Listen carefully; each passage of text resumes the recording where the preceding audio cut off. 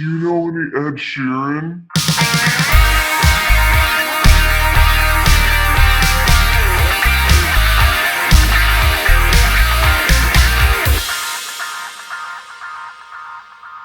What's up, guys? My very first guest here, Michael Dean. Woo! How you doing, man? I had no idea I was your first guest, and now Your first there's guest. a lot of pressure on me. Thank you. Yeah, I hope this goes well. Me too. So for those of you who don't know Michael Dean, he is a musician, artist, songwriter, musical entrepreneur. So I wanted to get to know about some of your influences who have kind of shaped the artist that you are today, and as far as like your writing, your performing. I always go down to I call the 3 J's. Mm-hmm. Jason, John, and Justin. Jason Mraz, I saw him perform solo acoustic shows via the internet on YouTube when I was in Tokyo in 2008. And I just really loved how it was just him and his little buddy on the congas, Toka Rivera, how he engaged the audience, how his lyrics were fun, that kept you engaged listening to his actual music. So that inspired me. But then we jumped to John, he's right here, John Mayer. I know her. Yeah, I know. He's up and coming. Something about his lyrics that moved me emotionally.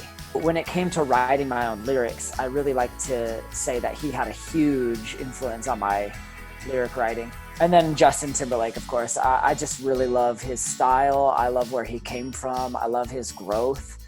And more importantly, I relate to his vocal range. Mix the best of those three and then create my own style. It's funny that you say that because I see that totally. Like I was always seeing Justin Timberlake. It's funny that you mentioned Jason Mraz because that was just the obvious choice. It's definitely like a Jason Mraz like type of vibe. When you are performing with like Diver City or the Michael Dean band, you're up there and you have that kind of like swagger like Justin Timberlake. I always thought that was kind of a cool thing, and it's very obvious now looking at all your influences. So was there like a particular song or moment or album maybe that inspired you to do what you're doing today? There's one album and one song. Okay. The one album is called Battle Studies. It's by John Mayer. So this whole thing is this whole project, is his version of a study of his relationships and what he's experienced with love from beginning to end. So that really inspired me. And that was back when like 2009 when that came out, and it still hits me so hard today.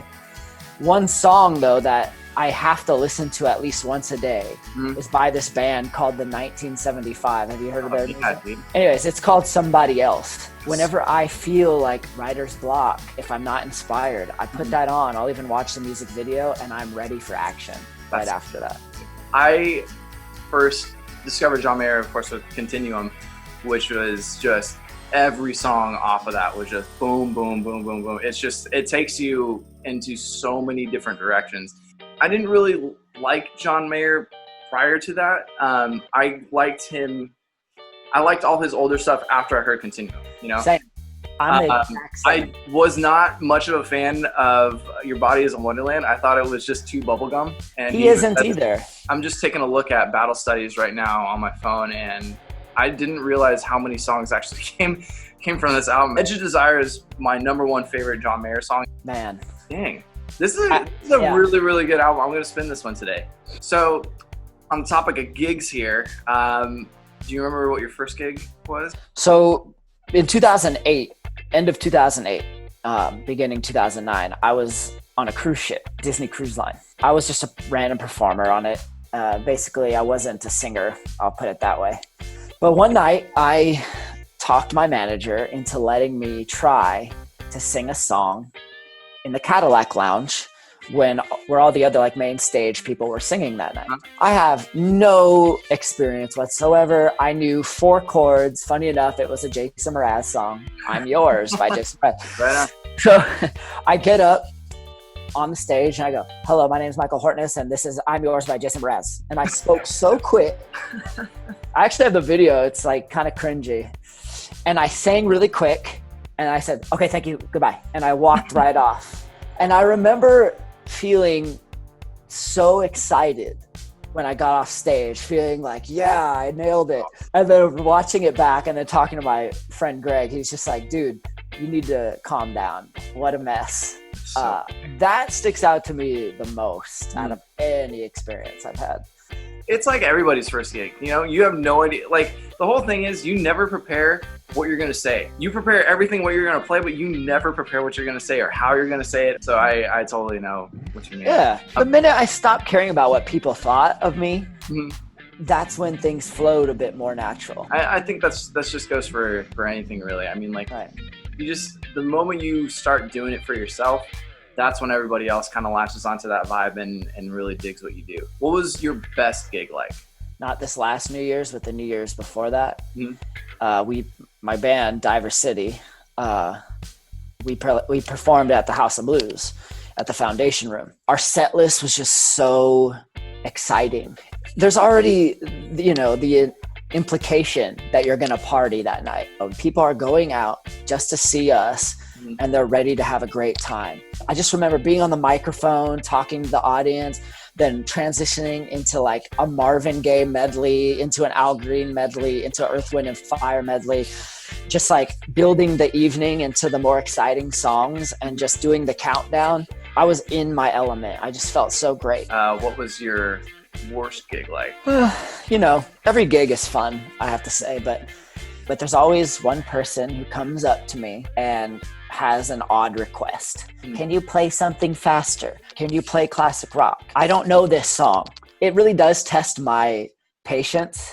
As a performer, entrepreneurial kind of mindset, you never want to upset your customer. So the other night, funny enough, a Karen came up to me and basically said, I don't know this song. And then I went like, song or like in the middle of my song. So I went like, I stopped singing, but I went like this, and I pointed around and I still had a chord ringing. And I said, everyone else knows this song because everyone else was singing it. It's funny when you think about it, but when you're playing, it's kind of frustrating.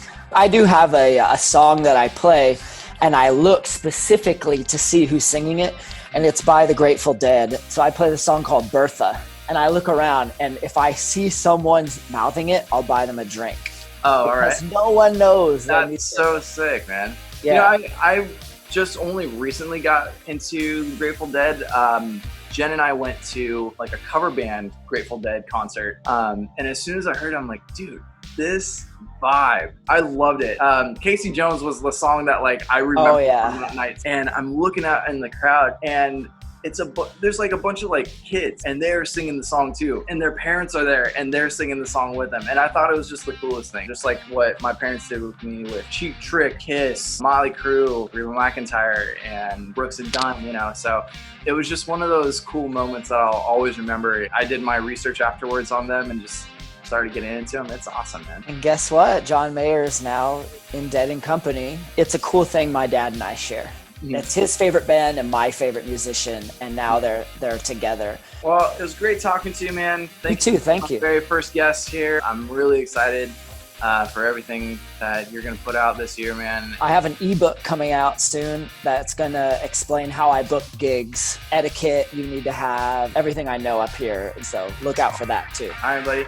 Thank you so much. We'll catch you guys next time.